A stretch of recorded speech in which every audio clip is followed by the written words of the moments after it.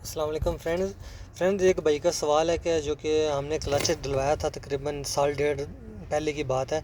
Clutch डलवाया था तो clutch जो है ना, ये क्लच जो है ये अभी गियर नहीं लग रहे अभी सही तरीके से। जब गियर क्यों नहीं लगेंगे, क्लच तो वो फ्रेंड्स बोल रहे हैं, हम जो कि कस्टमर बोल रहे हैं कि हमने जो कि न्यू इंस्टॉल करवाया था।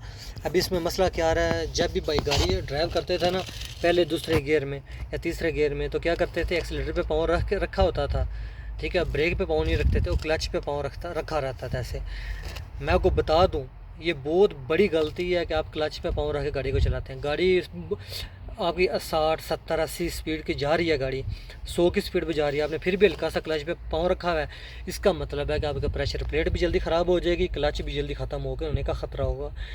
आपने एक्सीलेटर पे हल्का सा, ये देखिए हल्का सा पाँव, ये हल्का सा पाँव रख लिया।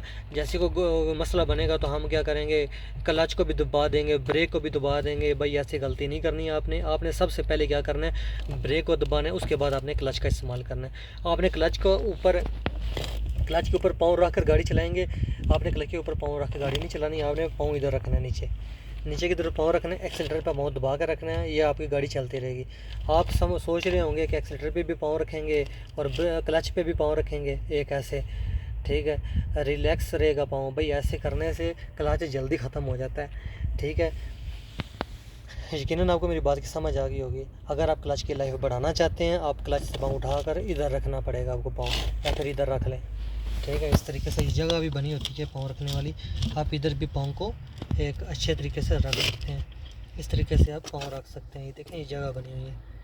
ठीक है, आपने ये क्लच के ऊपर पाँव नहीं रखना, आपने पाँव इधर रखना है।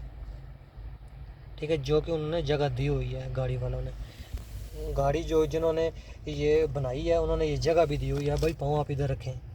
ठीक है, उनका जो कि गाड़ी का नक्शा इंस्टॉल इन्होंने बेहतरीन तरीके से किया होता है। ठीक है, यकीनन आपको मेरी बात की समझ आ गई होगी। अगर आपको मेरी बात समझ आई है, अपने फ्रेंड के साथ ज़रूर शेयर किया करें। Thanks for watching.